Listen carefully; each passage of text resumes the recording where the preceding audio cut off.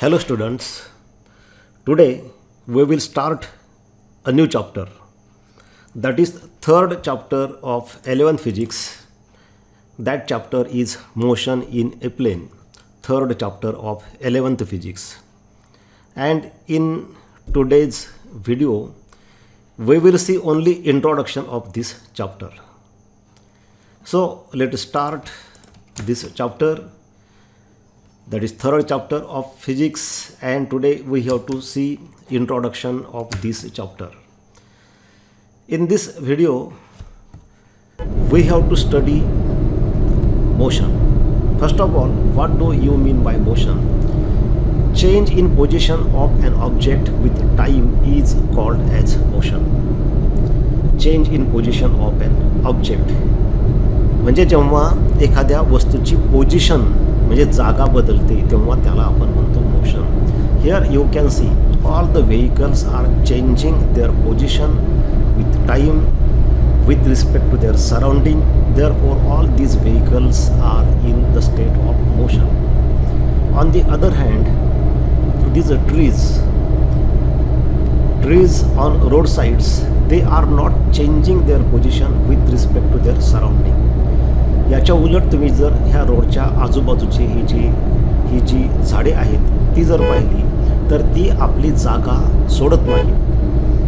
तुम्ही कधीही जाऊन बघा, ती झाडे त्याच जागेवर आहेत with respect to their surrounding. Therefore all these trees are not in the state of motion, they are in the state of rest. So motion is a change in position of an object with respect to their surrounding. आपल्या आजूबाजूच्या सराउंडिंगच्या दृष्टिकोनातून जेव्हा एखादी वस्तू आपली जागा सतत बदलते तेव्हा त्याला आपण म्हणतो motion. What are different types of motion? Motions can be divided into three types. Number one is rectilinear motion. Number two is motion in 2 dimensions. And number three is motion in 3 dimensions. We will see all these 3 types of motions one by one. ह्या तिन्ही मोशनचा आपण या ठिकाणी थोडक्यात परिचय करून घेऊ. What is rectilinear motion? Rectilinear motion is a motion of a particle or object along a straight line. सरळ रेषेमध्ये होणारी मोशन म्हणजे rectilinear motion. For example, the motion of a toy car when pushed along the same direction. खेळण्यातली एखादी car असते, लहान मुलाला खेळण्यासाठी आपण car देतो, ती समजा एका दिशेला ढकलली तर ती सरळ एका रेषेला जाते. This motion is described with the help of single coordinate, that is X axis. म्हणजे कसं असतं आपल्याला माहिती आहे, 3 प्रकारचे ॲक्सिस असतात, X Y Z. They are mutually perpendicular to each other. Consider this ground, that is a plane surface और just like the top of a table surface. Then this line is suppose X axis. असे 3 axis असतात. तिकडं तुम्ही एक Y axis दाखवू शकता, इथं दाखवलं नाही, एक्स ॲक्सिसला परपेंडिक्युलर, आणि अजून एक झेड ॲक्सिस, ह्या दोघांनाही परपेंडिक्युलर. आता ही कार खेळण्यातली कार असेल, तिला जर आपण ह्या एक्स ॲक्सिसच्या डायरेक्शनला ढकललं तर ती कार सरळ रेषेमध्ये त्याच दिशेला एकाच लाईनमध्ये जाते. त्याला म्हणतात रेक्टिलिनियर मोशन. आता तुम्ही म्हणाल की ही कार ह्या एक्स ॲक्सिसच्या दिशेला गेल्यानंतर ती रेक्टिलिनियर मोशन झाली, ती जर मग अशी इकडे गेली तर रेक्टिलिनियर मोशन नाही का? तर तसं नाही. ती कुठल्याही दिशेला जाऊ द्या, फक्त सरळ रेषेमध्ये जात असेल तर ती रेक्टिलिनियर. एखादी वस्तू वरून आकाशातून खाली सोडली की सरळ खाली पडते, म्हणजे तीसुद्धा रेक्टिलिनियर मोशन आहे. त्यावेळेस आपण एक्स ॲक्सिस व्हर्टिकल इमॅजिन करू शकतो. एखादी वस्तू समजा तुम्ही ग्राउंडवरती फुटबॉल ठेवला आहे आणि त्याला किक मारली वेस्टला, पश्चिमेला, तर त्या पश्चिमेच्या दिशेला तुम्ही एक्स ॲक्सिस इमॅजिन करा, तो फुटबॉल सरळ रेषेमध्ये जाईल, तेव्हा ते रेक्टिलिनियर आहे. समजा तुम्ही त्या फुटबॉलला किक मारली ईस्टला, पूर्वेला, तर पूर्वेला सरळ रेषेमध्ये जाईल, तिकडं तुम्ही एक्स ॲक्सिस समजा. म्हणजे कुठल्याही डायरेक्शनला किक मारली फुटबॉलला तर तो सरळ रेषेमध्येच जाणार आहे, तेव्हा ती मोशन म्हणजे rectilinear motion. So rectilinear motion is a motion of a particle or object along a straight line बघा आता अशा पद्धतीने ही कार सरळ रेषेमध्ये इकडं जाते, तेव्हा ही रेक्टिलिनियर मोशन झाली. म्हणजे इकडं तिकडं न वळता एखादी वस्तू सरळ दिशेमध्ये जेव्हा जाते, मग ती कोणतीही दिशा असू द्या, त्या डायरेक्शनला आपण एक्स ॲक्सिस इमॅजिन करायचं. सरळ रेषेमध्ये होणारी मोशन म्हणजे रेक्टिलिनियर मोशन. फॉर एक्झाम्पल आपण आता अजून एक उदाहरण बघू की railway track, motion of a train, that is a rectilinear motion. समजा अशा पद्धतीचा ट्रॅक असतो रेल्वेचा. आता ते ट्रॅक कुठल्याही दिशेला असू शकतो, ईस्ट वेस्ट नॉर्थ साऊथ. तेव्हा ज्या दिशेला असेल तिकडे एक्स ॲक्सिस तुम्ही इमॅजिन करा. You can imagine 3 axis. Suppose this is X axis, this white line is a y-axis which is parallel to the tracks, and z-axis which is vertically upward. आता यावरून जेव्हा ट्रेन येईल तेव्हा ती ह्या ट्रॅकवरून सरळ जाईल, वाय ॲक्सिसच्या दिशेला जाईल. ती रेक्टिलिनियर मोशनच झाली. म्हणजे फक्त एक्स ॲक्सिसच्या दिशेला गेल्यानंतरच ती रेक्टिलिनियर मोशन होते असं नाही. फक्त ती सरळ रेषेमध्ये गेली पाहिजे. मग ती एक्स ॲक्सिसच्या दिशेला जाऊ द्या, वाय ॲक्सिसच्या दिशेला ती जाऊ द्या, झेड ॲक्सिसच्या दिशेला जाऊ द्या, किंवा मध्ये अशी तिरपी इकडं कुठं जाऊ द्या सरळ रेषेमध्ये, तेव्हा ती रेक्टिलिनियर मोशन असते. So motion of a train is supposed to be rectilinear motion. ट्रेनची बघा आता या ठिकाणी ट्रेन आहे, समजा हा ट्रॅक आहे इथं. आता हा ट्रॅक त्याला आपण एक्स ॲक्सिस समजलं, येलो कलरने इथं दाखवलं आहे. त्याला परपेंडिक्युलर वाय ॲक्सिस आणि त्या दोघांनाही परपेंडिक्युलर व्हर्टिकल झेड ॲक्सिस. तेव्हा हा ट्रॅक आता ईस्ट वेस्ट असेल तर ती एक्स ॲक्सिस धरा, किंवा नॉर्थ साऊथ असेल तर ती एक्स ॲक्सिस. असं काही बंधन नाही की आपण एक्स ॲक्सिस याच दिशेला काढला पाहिजे. आता ही ट्रेन जेव्हा येईल ह्या ट्रॅकवरून, तेव्हा ही ट्रेन फक्त ह्या एक्स ॲक्सिसच्या दिशेलाच जाणार आहे. ती असे ट्रॅक सोडून लेफ्ट किंवा राईट जाऊ शकत नाही किंवा वर जाऊ शकत नाही. ही ट्रेन सरळ रेषेमध्येच जाते, along a straight line path. Therefore, this motion of train is a rectilinear motion. Is motion of any body. Body can be a carrier, that can be a railway.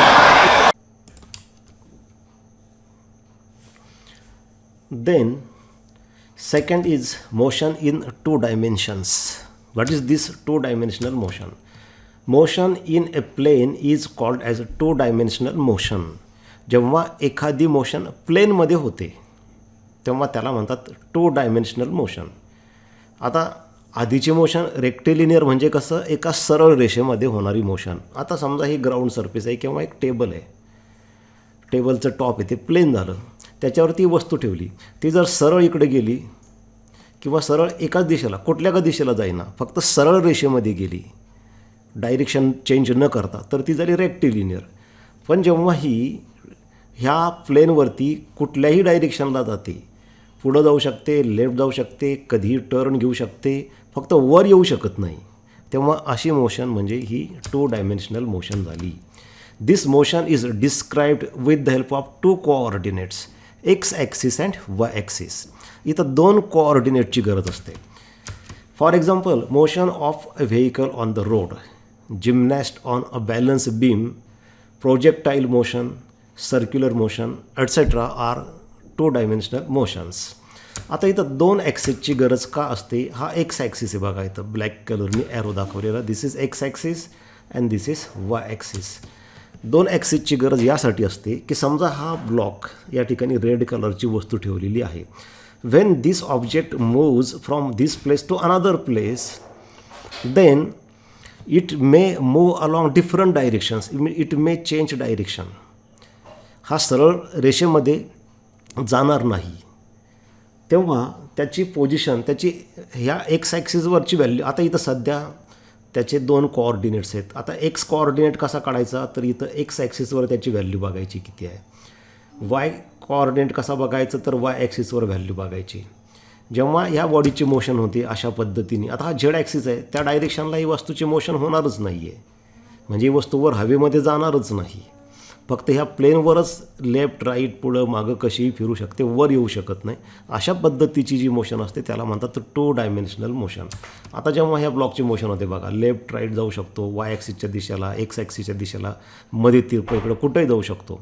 बघा समजा ही फायनल पोझिशन आहे, आधी इथं होता, तेव्हा त्याचे x coordinate वेगळा होता, वाय कोऑर्डिनेट वेगळा होता. इथं आल्यानंतर एक्स कोऑर्डिनेट बदलला, वाय कोऑर्डिनेट बदलला.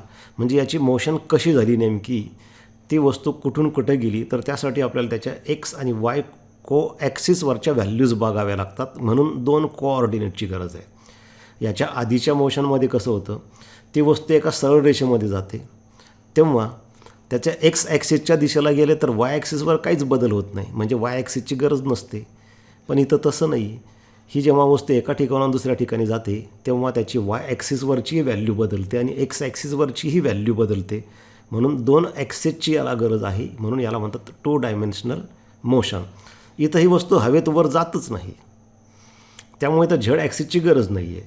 For example motion of vehicles, म्हणजे बस रोडवरती जाते किंवा मोटरसायकलवरती आपण जातो, तेव्हा आपण सरळ जाऊ शकतो, लेफ्टला टर्न घेऊ शकतो, राईटला टर्न घेऊ शकतो, कुठल्याही डायरेक्शनला आपण जाऊ शकतो, पण आपण हवेत जाऊ शकत नाही. म्हणजे झेड ॲक्सिसची आपल्याला गरज नाही. म्हणून मोशन ऑफ व्हेकल ही 2 डायमेन्शनल मोशन आहे. Gymnast on a balance beam, त्याची पण 2 डायमेन्शनल मोशन आहे.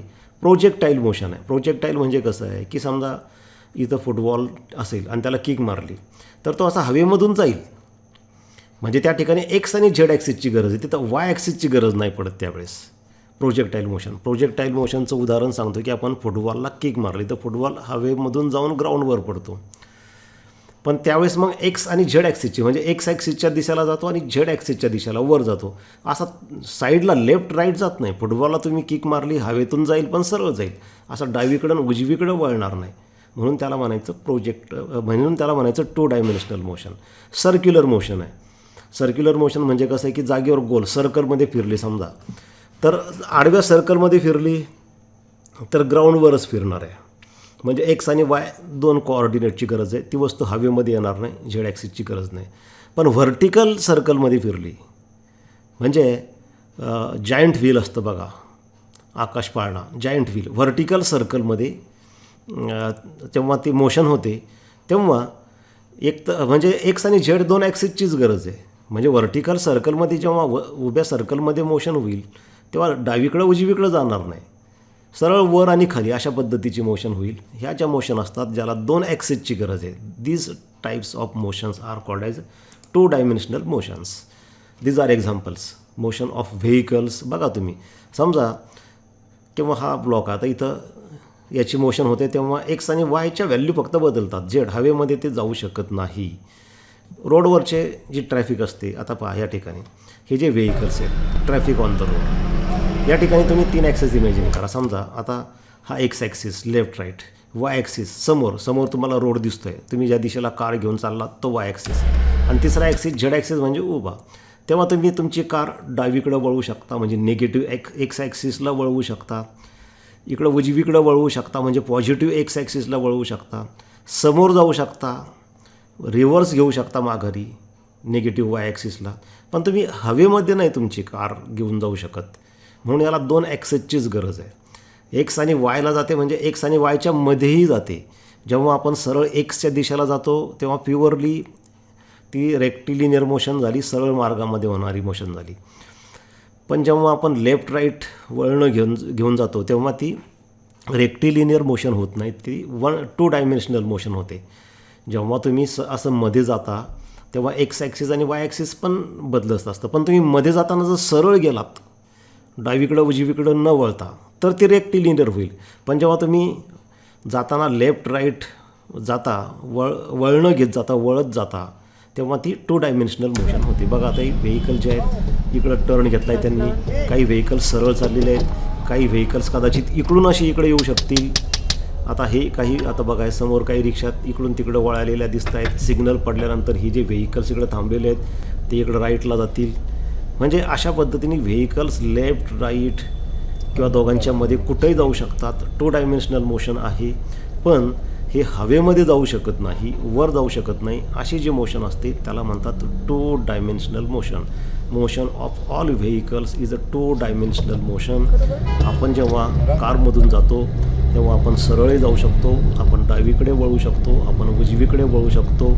म्हणून ही 2 डायमेन्शनल मोशन झाली. अशा मोशनसाठी 2 ॲक्सिसची गरज असते, X axis Y axis, Z ॲक्सिसची गरज नसते.